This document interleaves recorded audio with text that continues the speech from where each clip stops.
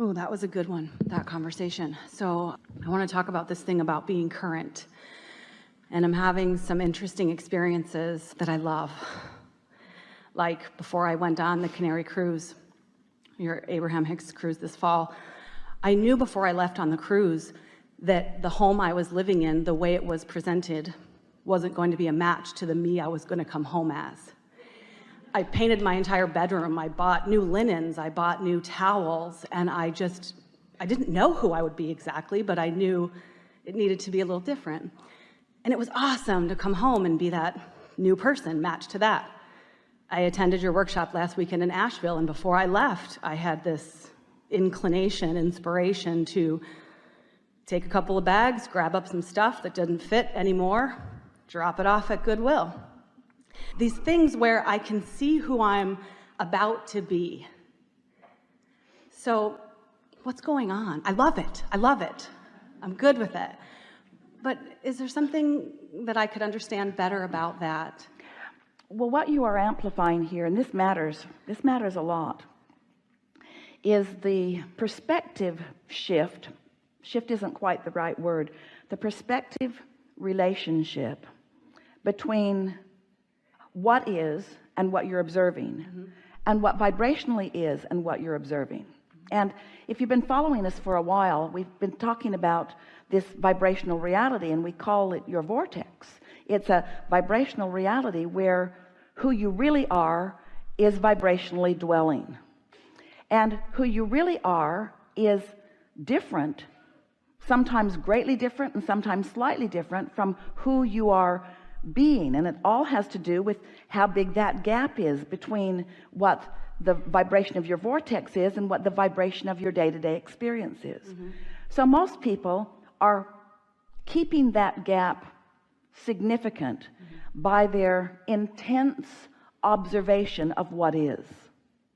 It is literally like calling what is past tense and what's in the vortex present tense. And you can't focus on past and present at the same time. Now, we know we're asking a lot of you. In fact, you think we're asking even maybe more than we are asking. We're not asking you to ignore your present tense. We're just asking you to put more emphasis on what's in the vortex. Give the vortex more airtime. Well, the vortex is less satisfying for most humans because you can't see it, hear it, smell it, taste it, touch it. You can feel it. The vortex is an emotional experience. The now reality is a see it, hear it, smell it. So just for clarification, let's call what is conditional and what's in the vortex unconditional. So let's say that there's a condition that you want to change. Could be a bodily condition, could be a relationship condition, could be a financial condition, could be a world condition. There's a condition that you would like to be different than it is. And when you look at it as it is, your very attention to it as it is gets in the way of the evolution you seek. Because conditional doesn't work. Because condition holds you in the past and doesn't let you move into the future. You following this a bit? We know we're stretching your brain to get this, but stay with us because you're on the verge of understanding this. So let's say that what you want is more money, and the condition right now is full of evidence to the contrary. Your bank account tells you by the minute how much is in it, and your wallet does too, and you're moving around in life with all kinds of things that you are seeing and wanting and not being able to afford. Your credit card statements are coming in. In other words, there's a lot of factual information that is confirming to you what is, and we want to say what has been, but what is, what has been. So you can't do anything right now to change that. There's nothing that you can do in this moment that's going to change that right now. Long term you could, but right now it's not going to change. But what can change right now is you can change from worry to fun right now. right now by focusing. You could change from concern to less concern right now. You could take a path of least resistance. Let's say you've got a job and you don't like it. Maybe it changed, maybe you've changed. You don't like your job, you'd like to quit. So you say, I'm going to quit my job. Well, that's not the path of least resistance. Quitting your job isn't the path of least resistance. You don't like it, but quitting it you would not like even more for a lot of reasons. So you can't do anything to change that condition right now. You're sort of trapped in it if you're approaching it conditionally. But you could call it a temporary job. That gives you a little relief. You could call it a short-term job. You could acknowledge that you're on your way to something that you like better. You could acknowledge that that job helps you identify what you like more. In other words, you can have an unconditional improvement in your emotion, and you can do it right now. You can improve your emotion enough that you become a vibrational match to what is current in your vortex, and now you and your vortex are one. There's no split in the vibration. So now the vibration of your vortex can be realized by you. An idea will occur to you. Now you're in the receptive mode, where when you're looking at the money that you don't have, you're not in the receptive mode. You see what we're getting at? It's powerful. When you become unconditional, when you don't spend so much time trying to explain what is by comparing what your is to what somebody else's is, by explaining to somebody else how you got to your what is, by defending your what is, even though your what is doesn't please you right now. And we just want you to let go of that conditional reality just for a little while and accept that everything you want to change is because you believe you will feel better when you do, and that you do have the ability to feel better now, whether any of it changes right now or not. And when you get that, you've got everything.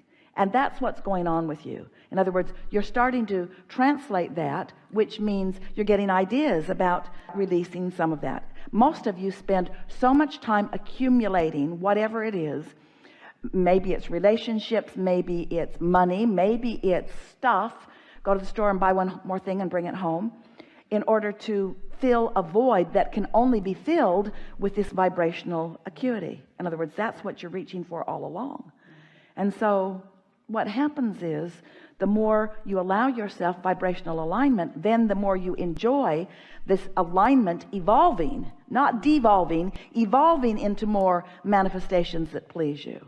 And so, of course, isn't it logical that as you evolve vibrationally, that the things that surround you would change too? Right. Yeah. So as I receive these inspirations, these thoughts, it's feeling good for me to just go for it. I've done things that might not seem to make sense in that moment, but they turn out absolutely perfect. But here's the thing. We want to clarify the statement that you just made, and we want you to understand how it can help you and how it cannot help you. Okay. It's making sense to you because you're receiving the inspiration of it. But when you play it back through the lens of other people, then it doesn't make sense to you. Right. Well, don't do that. Yes. Okay. Because that's what holds you in patterns that aren't serving you. Right. It might not make sense to the old you who really spent a long time looking for that and finding it and bringing it home and really liking it. Yes. But it's not a vibrational match to the current you. Thank you. And you got to be current or you're not whole. You got to be current or you're not in sync with the whole of who you are. You got to be current or you're not the extension of source energy that you mean to be. You got to be current. You got to be vibrationally current. And when you are vibrationally current, all kinds of things that felt meaningful to you because they were filling a void or shoring something up become unnecessary, and they easily fall by the wayside. And you get lighter and freer and lighter and freer. And we're not talking you out of possessions. That's not what we mean at all. But we are talking you out of possessions that you are using to justify or validate your goodness or your worthiness or your wholeness, because they will reflect how you feel, you see. A few months ago, I had an experience that I'm curious about if I was vibrationally current in that moment to have received what I received. I had a very interesting physical reaction where I felt like I was going to faint. It didn't feel bad. It just felt, it was a very physical response. It was on Christmas Day. It was at Christmas dinner. It was a 15-minute time period approximately. And at that time period, my boyfriend transitioned in another state. So what I'm wanting to know. So what happened was, in his immediate attention upon you from a place of powerful, pure positive energy, you were summoned by his attention to a vibration that you had not been accommodating. Christmas dinner, for heaven's sakes. He picks great timing for everything. All those people and all those things going on. In other words, Esther would describe that in the early days of receiving Abraham, when she was in the early days sitting in a chair holding on for dear life, because she knew that when she allowed Abraham, or she allowed herself, she reached for the vibration that was Abraham.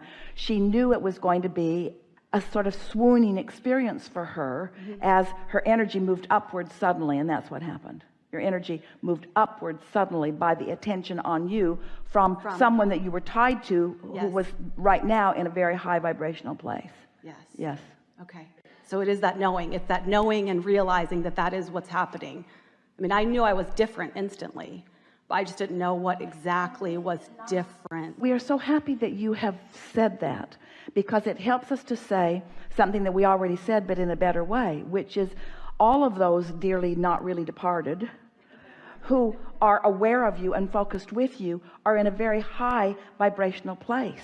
And for you to interact with them, you must be too. So this also ties in with what we said earlier about, if your desire is really, really strong, it doesn't matter what your belief is. And your desire and your relationship and your connection with all of that was what was dominant. And so whoosh, up you went with it, up into the higher vibration you went. And it was so sudden that it sort of made you feel disorientation.